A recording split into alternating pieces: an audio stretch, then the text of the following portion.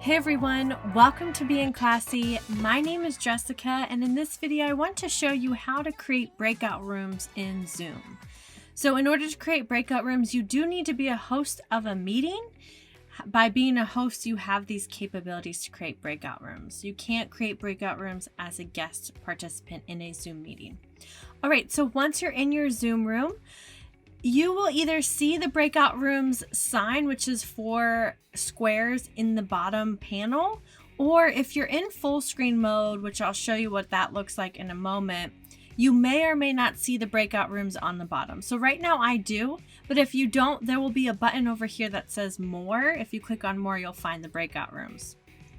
So if you click on breakout rooms, you then have the choice to either assign them automatically, depending on if you have 10 participants in the room, maybe you want 2 guests in each room, so you could create 5 breakout rooms.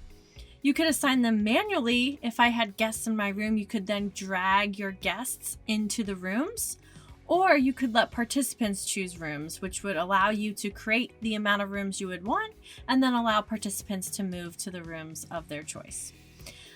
Once you have decided how to create the breakout rooms, you can click create, and then this screen pops up. This is the screen where you can either rename the rooms, which is really helpful if you accidentally create an extra room, or if you have a guest that wasn't assigned, you can assign them to the room. And the last step is to click open all rooms. Now all the rooms are open, and I can either broadcast a message to all of them, or I could even join the rooms. If this screen goes away, not to worry, you can always get back to it by clicking on the breakout rooms button.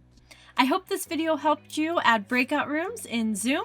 If it was, go ahead and like this video, share it out with anyone else who may benefit from it, and don't forget to subscribe to our channel to stay up to date with all tech tips. Catch you in the next video.